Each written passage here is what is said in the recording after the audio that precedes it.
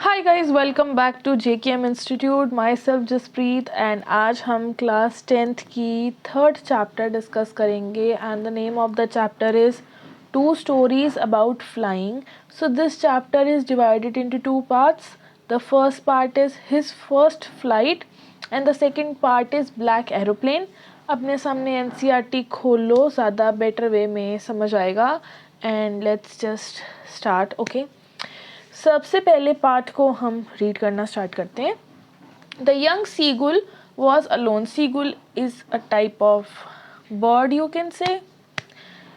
Was alone on the edge. His two brother and his sister had already flown away, and the day before he had been afraid to fly with them.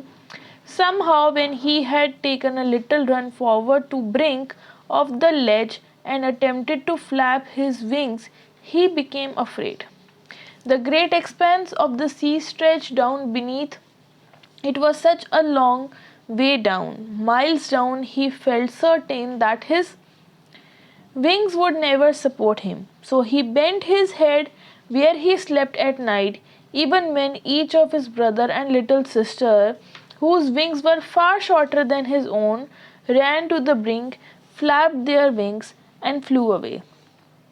He failed to muster up courage to take that plunge which appeared to him so desperate. His father and mother had come around, calling him to shrilly, upbraiding him, threatening to let him starve on his ledge unless he flew away, but for the life of him he could not move. So हो क्या रहा है, जो bird है ये seagull, ये कोने से पहाड़ी की जो चोंच है वहाँ से उड़ने की कोशिश कर रहा है. उसके भाई बहन ऑलरेडी उड़ के, नीचे समुंदर है और समुंदर में एक छोटी सी ऐसे पहाड़ी पत्थर टाइप है, वहाँ पे जाके बैठ गए हैं.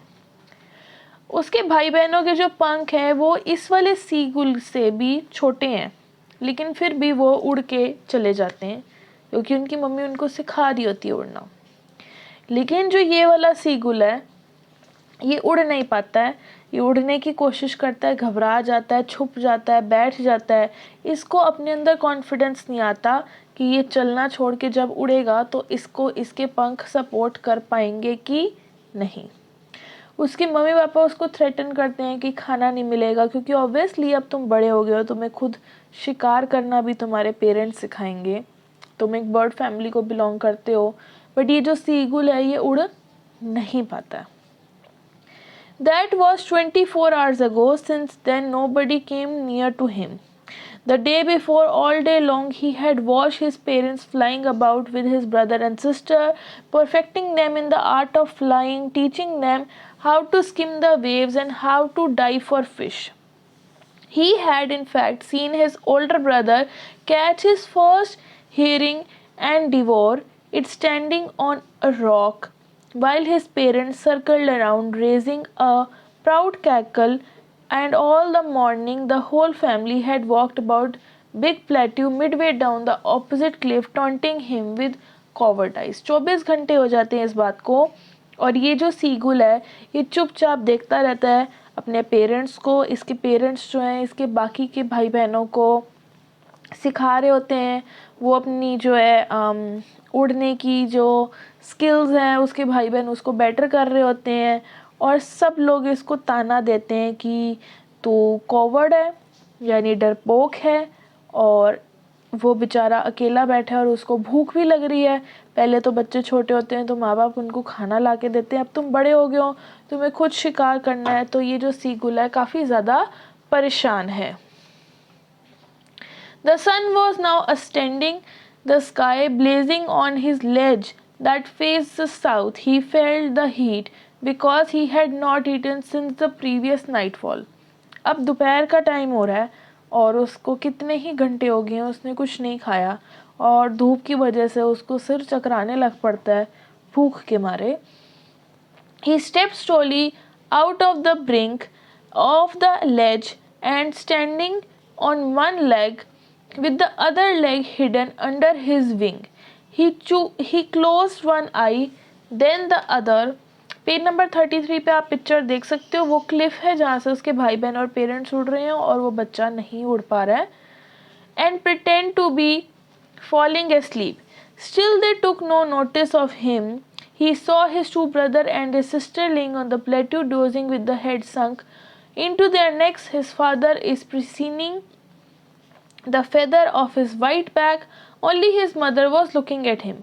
She was standing on a little high hump on the plateau and her white breast thrust forward. Now and again she tore a piece of fish that lay at her feet and then scraped each side of her own rock.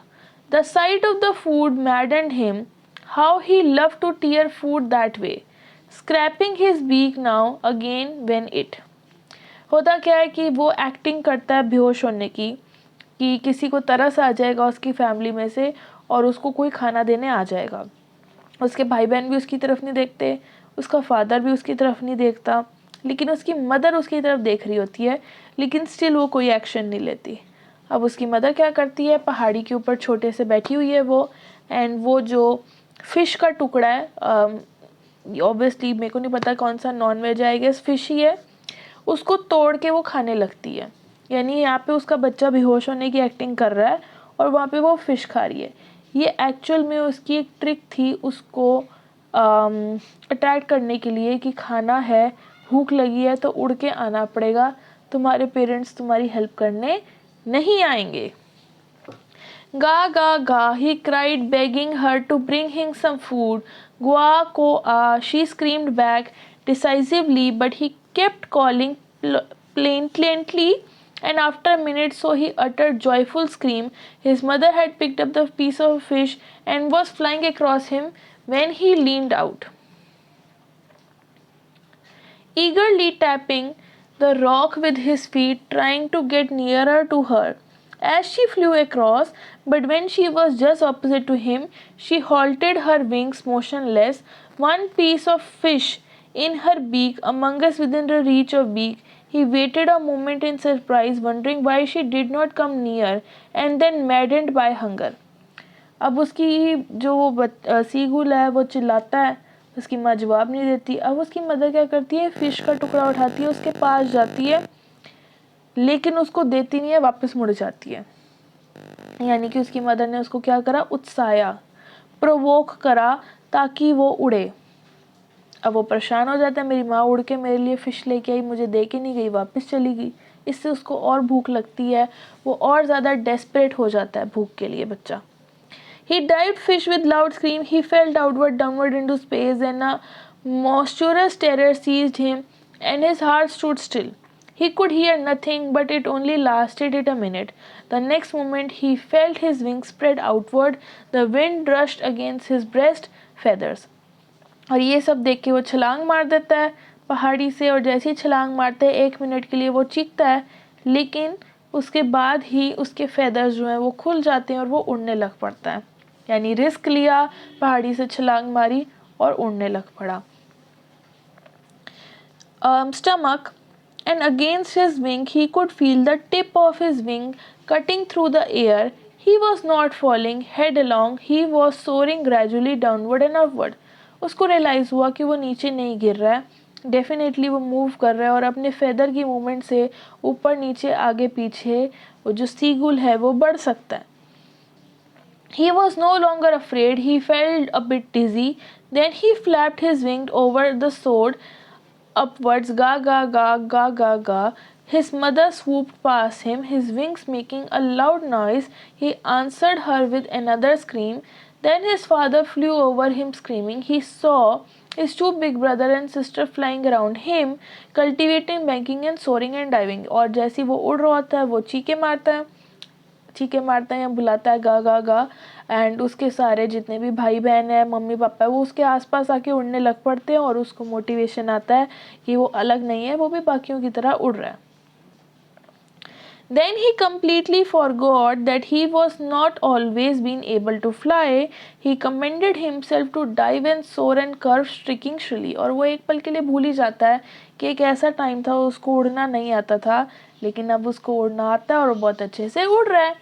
He was near the sea now, flying straight over it, facing straight out over the ocean, he saw a vast green sea beneath him, with little ridges moving over it, and turned his beak sideways. He cawed amusedly. His parents and his brothers and sister had landed on the green flooring ahead of him. They were beckoning to him. Green sea. His leg sank into it. He screamed with fright and attempted to rise again, flapping his wings. But he was tired and weak and hunger and could not rise, exhausted. By the strange exercise, he fed. His feet sank into the green sea, and then his belly touched it, and he sank no further. He was floating on it.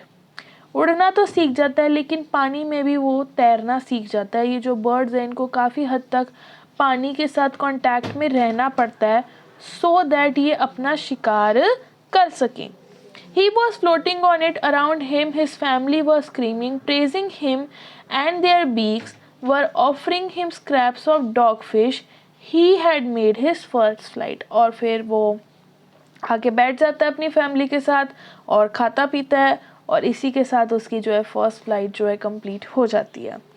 ये था इस chapter का first part, 2 stories about flying में his first flight, जो कि एक seagull की कहानी है कि कैसे उसने उड़ना सीखा. अक्सर हमारे सामने लाइफ में इस स्टोरी से मॉरल क्या मिलता है.